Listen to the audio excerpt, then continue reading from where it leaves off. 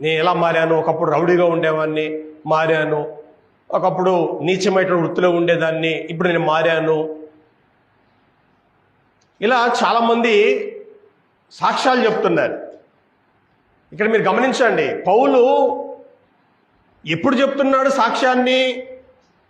అతను బంధించినప్పుడు సమాధానం చెప్పుకోవాలి కాబట్టి అతని మీద కేసు పెట్టారు. మరి కేసు పెట్టినప్పుడు అధిపతులు ఏం చేస్తారు?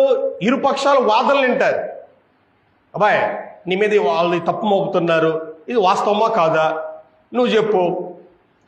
తప్పులు మోపే వాళ్ళేమో వాళ్ళకు ఒక సమయం ఇస్తారు, వాళ్ళు తప్పులు మోపుతారు, ఇది వాస్తవమా కాదా అని యువతల వారిని అడుగుతారు.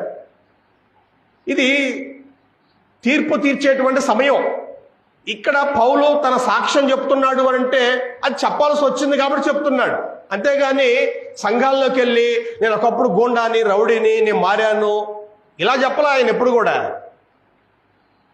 ఇప్పుడు ఎందుకు చెప్తున్నాడు తన గురించి అంటే వాళ్ళు అతన్ని బంధించారు, తీర్పు తీరుస్తున్నారు. తప్పు చేసామని ఒక ఆయన అంటున్నాడు, నేను తప్పు చేయలేదు, యేసుక్రీస్తే నన్ను మార్చాడు అని ఈయన మాట్లాడుతున్నాడు.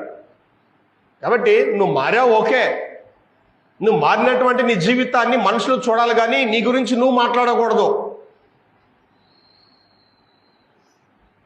చాలామంది వాళ్ళు ఏం చేశారో మనకు తెలియదు.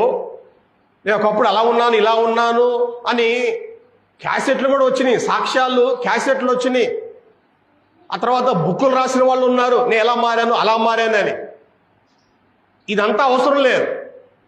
నువ్వు మారిన సంగతి నీ పక్కన వాళ్ళు గమనిస్తున్నారు, వాళ్ళు అర్థం చేసుకుంటారు. నీ గురించి కాదు, క్రీస్తుని గురించి, ఆయన సాక్ష్యం గురించి, దేవుని యొక్క వాక్యం గురించి అది ప్రకటించాలి. మనం వరుసగా చదువుతున్నాం కదా, పౌలు అనేక పట్టణాలకు వెళ్ళి ఏం చెప్పాడు? యేసే క్రీస్తు అని చెప్పాడు, కానీ నేను ఇలా మారాను, అలా మారాను అని సాక్ష్యం చెప్పుకోవాలా. అది ఇక్కడ ఎందుకు చెప్తున్నాడంటే అతని మీద కేసు పెట్టారు.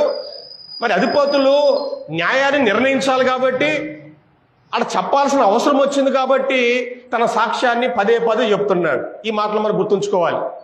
అంతేగాని సంఘంలో నిలబడి అసలు అతను ఎవరో మనకు తెలియదు, పెద్ద పెద్ద మీటింగ్లు పెడతారు, కొన్ని వేల మంది కూర్చుంటారు, అక్కడ ఎవరో ఒక ఆయన వస్తాడు అని గోండాని, రౌడీని, నేను మారాను అని అంటాడు. ఆయన గోండాని సంగతి మనకేం తెలుసు? ఆయన సాక్ష్యం మనకు కాదు, ఆయన ఏ ఊర్లో ఉన్నాడో వాళ్ళకి అవసరం, మనకెందుకు ఆయన గురించి? మనకు కావాల్సింది దేవుని గురించి, ఆయన వాక్యం గురించి.